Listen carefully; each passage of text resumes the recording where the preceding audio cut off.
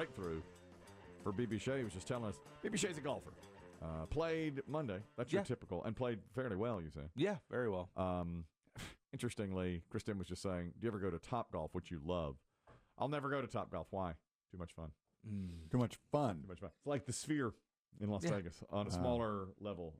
Too much fun. And BB Shea says some people go out there and just knock the crap out of the ball and then think, oh, I could be a good golfer. I'm a golfer. Yeah, but you're really not. Doesn't work like that, no. I used to think before I played golf ever, I was a pretty good putt-putter. It's usually a good litmus test, yeah. Knocked it out pretty well in my teen years. Henry James Barbecue was one parking lot down from putt-putt, so at the end of every night after a long, hard shift in the summer, around 9:30, we'd play 18. We'd play 18. Maybe 36. Sometimes we do 36. Wore my shoes, wore my spikes, wound up of getting your own club. Wore my own had my own club. Your own scorecard. Used a real golf ball to get a truer bounce off. Except on 18. Boards, except on 18, because you'd lose it. It would go. I had into the bucket. Always had a ball in my pocket just for that one shot on 18, because otherwise you lose your golf ball. Got to where I was scratch. All right, I was scratch. I didn't want to bring it up or brag about it. This is your time. So you shot 36 consistently. Fairly consistently. I was between 32 and 36. My best score ever was a 31. I was 5 under. Dang. And I mean, I got to where. Don't dang that. You're almost as good as Kim Jong-il. I didn't want to say. There was a guy out there. Or DJT. Remember, he's never lost a club tournament. That's right. Championship. Fact. There was a guy. I don't know his name. My manager Steve used to call him Arnold, like Arnold Palmer, because anytime I was there, he was there. He played over, and he would pay like $100 and just go play. And a week later, it's about time for another 100. You know, that's how much. And he had the course record, which was I think it was a 21. He aced 15 holes or 16 holes, and then had twos on the rest of them. Anyhow, my brother-in-law, I was 16. My brother-in-law was like, "Why don't we go play golf on a golf course?" I said, "Okay," because I've knocked this out, obviously. Totally different game. Once you're out on the green, that is and also to hit to the green, that's a different game. BB Shea, how long have you been golfing? 6 or 7 years now. And BB Shea is 100% self-taught. Oh, really? Never taken a lesson. I asked him that yesterday. Yeah. Not one lesson. And what do you generally shoot? I'm kind of in between like 90 and 100. That's pretty good for never. Which I think is solid. I do too. For never having a lesson. Yeah. Be nice. Would you say you have a good-looking swing? Probably not. No. Boy. I just go up and hit it. I don't know. Remember if Chris Demm was there. There's a guy in charge of the Coliseum here. Still that way. I can't mention his name. We do business with him. And I see him at these once in a while at these functions when there's something out at the Coliseum. Pretty nice guy. But we were going out to play golf once. It was company out. It was like charity event or some sort. I think it was just to get together. It was like him, me, another radio guy. I don't think I was there that day, but I've heard those tales. Yes. Our boss. There's like 8 of us going to play golf. And it was some sort of, making deals on the golf course. And I was there along with some other radio guys here in the building. And we were on the first tee. And I've always thought of this guy as a nice guy, but a little honest. Let's just say that. He'll tell you what he thinks. Sure. Right? So I'm warming up, and I do my practice swing, just practice swing. And he goes, Jesus God. Nice, smooth swing. And right there, he's in my head. Of course, it's like he's in my head. And I was like, you hadn't even teed up. No, this is the first hole. And I swung back as hard as I could swing and hit it. And it just like a boomerang, And the guy goes, "Gonna be a long day." First hole. And I was awful. He was completely in my head. And this wasn't even a competition. It wasn't even a competition. It was like a friendly thing. And at the end of it, standing on the 18th green after I'd shot 115, he's like, "I'll say this: I've never seen an as unorthodox style." And I was like, "Okay, good to see. See you over at the Coliseum." Yeah. Well, then one time I played with an NFL football player at a charity thing. It was one of the his last name was Bostic. Jeff Bostic? It's Jeff. Or Joe. There were Jeff and Joe, right? Joe played like for the Redskins and won 2 or 3 Super Bowls. One of them, I think it was Joe. Mm-hmm. I played with his brother, Jeff, who was on the Cardinals, and they were awful. Okay. So I played as badly as I could possibly play. Here, not only was I playing amongst strangers, this is an NFL player. So at one point, like we're on the 4th or 5th hole, and I've got a 6-foot putt, and I missed it, by an inch. And I was like, oh, dang it. And he goes, I'm just glad it didn't go in the water because I had hit several into the water already. And I thought, well, that's not funny. I mean, I thought I was personally offended by that. So at the end of the round, I knew that he had not won any Super Bowls. He was the other brother that played for the Cardinals. And I said, it was an honor to play with a Super Bowl champion.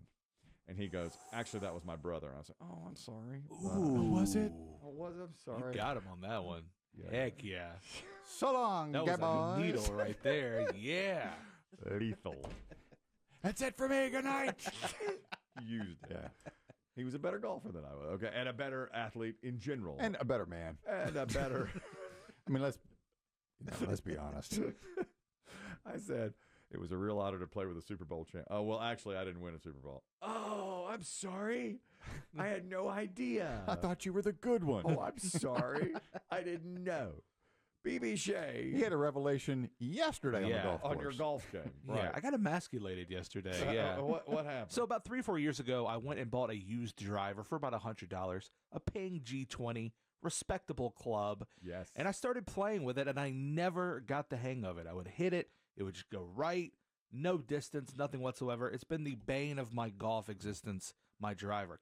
So you out would how to actively avoid driver. Exactly, yes. I would hit 4-iron off the tee. Well, you said that the other day. That's the toughest club in your bag. It's terrible, the yes. Driver, yeah. So my brother, who is a very good golfer, I called him yesterday. I was like, hey, man, can you meet me at the range? I got to figure this club out. Mm-hmm. So he gets there. He's like, sure, I got you. He gets there. He's like, let me see that thing. I hand him my driver. He takes it, holds it vertical, wiggles a little bit, and goes, dude, this is a girl's driver. I didn't know. I didn't. See the name on the side? Annika Sorenstam. Yeah.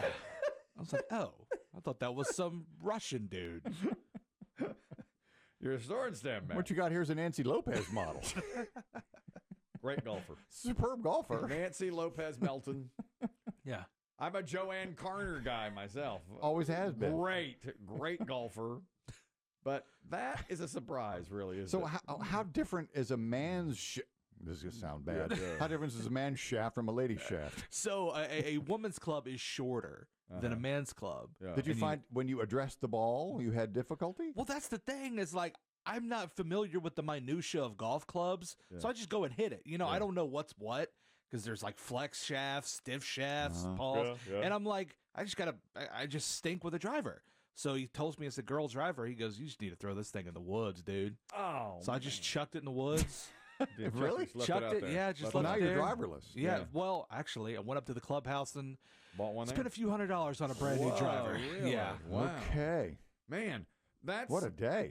That is. What if that unlocks the key? It might. Or, God, if that's it the key does, that man, unlocks I'm the going to be game. so happy. It might. That would really be something. Because a lot of guys can't hit their driver. That's a tough club to hit. They'll go to 3-wood or whatever because, of course, the driver sprays the ball over the place. But you're playing with a woman's club. I didn't know there was a difference, really. There is I this did whole not know. time. Yeah. I mean, I guess that makes sense that they are a little built differently. Do you have to now hit from the men's tees? Yeah, I did. yeah. Unfortunately. It's a good thing your brother was there for you. Good thing, right? Otherwise, kidding. how Yeah. would you ever have? You'd never know. You'd still be hitting that lady driver. So, do you remember BB Shea who sold you the ladies' club years ago? So I went to Golf Galaxy, and they have a used section, and they're just on the rack, Oh, I you know. see. Oh. And I picked it up, and I'm like, oh, it was relatively cheap. I was like, this is fine. And Should Ping work. is a good name. Yeah. Yeah. Oh yeah. Ping is. Yeah. Is it like this is sexist? Is it like pink or it's not?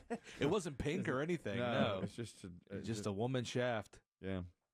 My a friend of mine, I won't even say who it is. He gets confused sometimes, and now it's more confusing than ever because like college basketball scores flash by on ESPN, and it'll say like UConn defeats Duke, and he'll go, oh good, and then it's like, oh it's women's.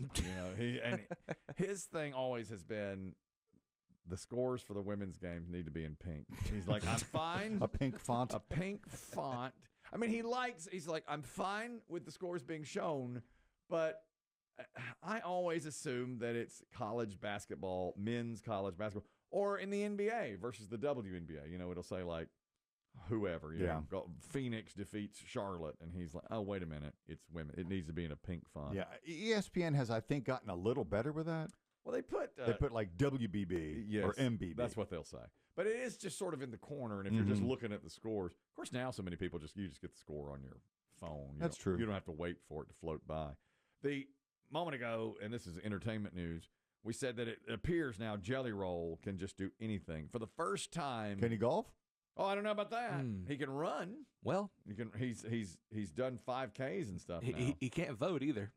Oh, felon. No, he cannot. That's right.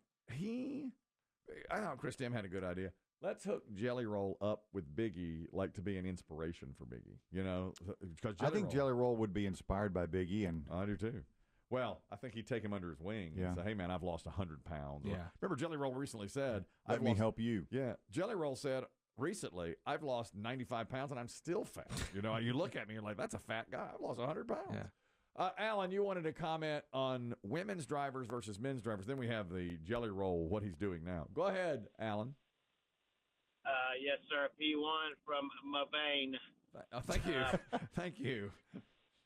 I play with a couple of guys that actually use a ladies driver because they have more flex and they hit them better. Interesting. You can't tell by looking from a distance. I mean, it's not like they're pink or purple with flowers on them. They have more flex, and like I said, they're a little shorter, but they hit them better. So well, there you have it. Interesting. Maybe more control. Maybe okay. More flex. Thank you, Alan. Yeah, I was thinking that maybe more flex. Men's are stiffer shafts. Exactly. Thanks, Alan. Appreciate that.